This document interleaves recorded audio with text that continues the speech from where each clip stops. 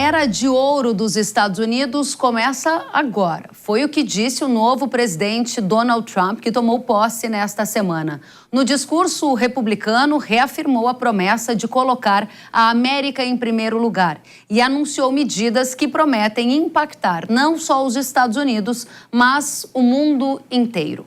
Alguns atos presidenciais já foram publicados pelo governo de Trump. Entre eles, o congelamento temporário de contratação de civis, a redução de custos e eliminação de regulamentações, a retirada dos Estados Unidos do Acordo de Paris e a revisão de políticas climáticas, a criação de nova política comercial, a declaração de emergência energética e a criação de política externa que defenda os interesses essenciais dos Estados Unidos. A criação de um departamento de eficiência governamental também foi apresentada.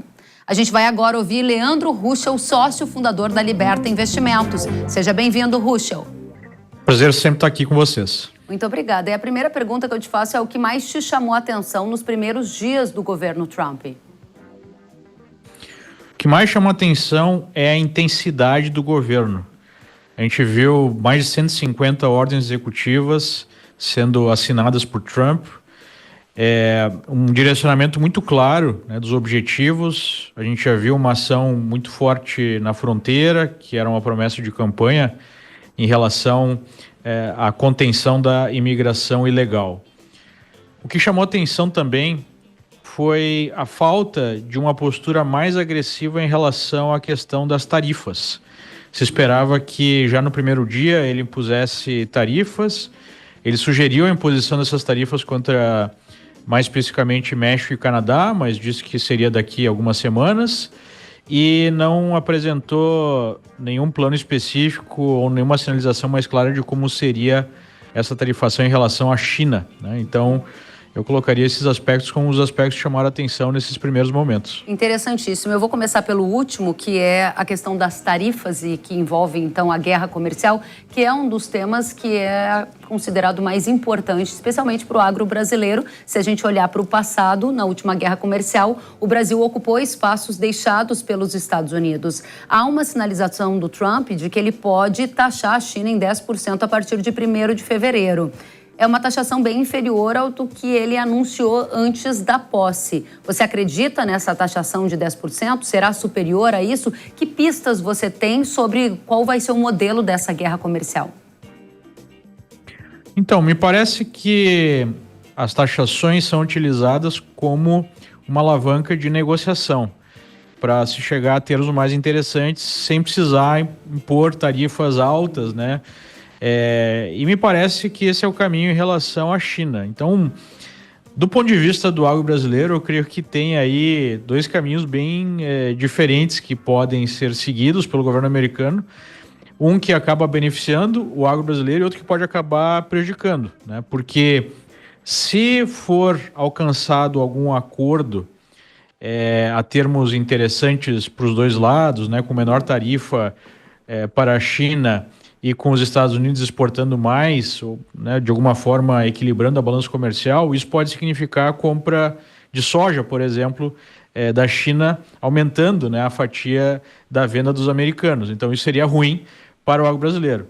Por outro lado, se não se alcança algum acordo nesse sentido e o Trump venha a impor mais tarifas, isso pode gerar um corte de compras de soja e outros produtos por parte dos chineses. Então, eu creio que é um momento de bastante incerteza. Eu não sei exatamente qual será o caminho.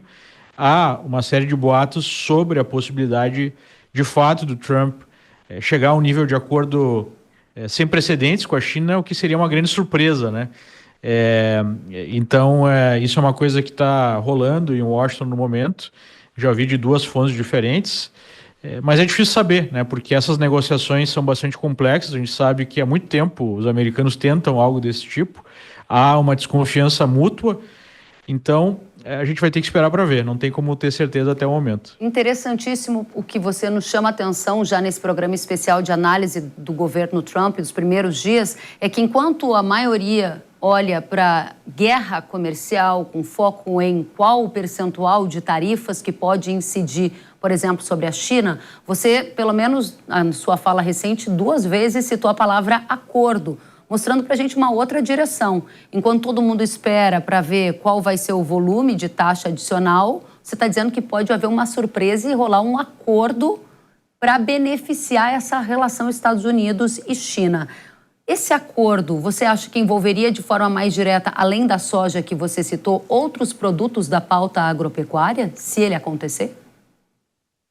Eu creio que se esse acordo acontecer, vai ser um acordo amplo, né? E deve envolver toda a lógica de transações entre os Estados Unidos e a China. E mais, né? Um acordo que envolva questões geopolíticas.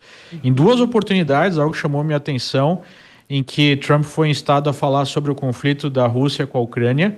As últimas 2 vezes que ele postou sobre isso, ele falou sobre a importância de trazer a China para a mesa e a China ajudar a alcançar alguma solução. Parece que há também um respeito mútuo entre o Trump e o líder chinês, né, o ditador aí, o Xi Jinping.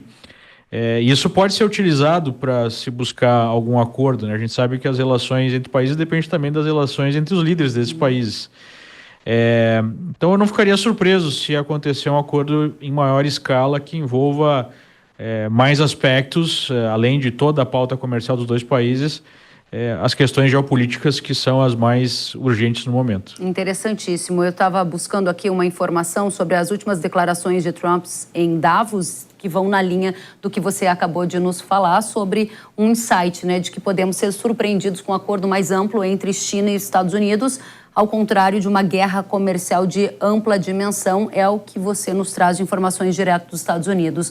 Ruschel, avante para pauta de dólar. Nesta semana a gente viu a moeda norte-americana ficar abaixo de 6, algo que aqui no Brasil a gente não via no mercado há algum tempo. O que isso significa? Tem correlação direta com a gestão de Trump? Eu creio que isso deriva de uma agenda interna e de uma agenda externa. Uma agenda interna é a percepção do mercado que existe uma chance crescente do Lula não se reeleger ou até mesmo nem mesmo buscar a reeleição, né? O próprio Lula disse isso numa conversa com ministros, mas há uma percepção de que a popularidade do governo vai piorando, a expectativa é de alguma recessão, né, nos próximos 2 anos, o que diminuiria muito as chances da manutenção desse governo.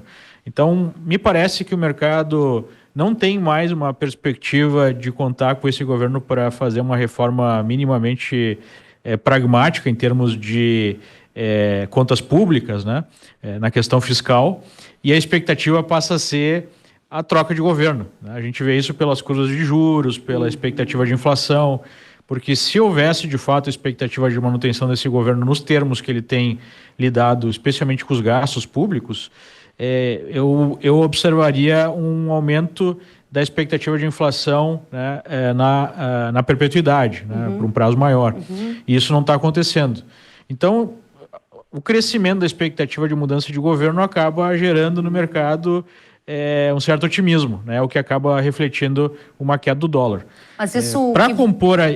Pois não, por favor. Para compor a isso, tem a questão externa, só para finalizar, que é essa surpresa positiva em relação ao governo Trump, de um nível menos agressivo de busca de imposição de tarifas e de guerra comercial.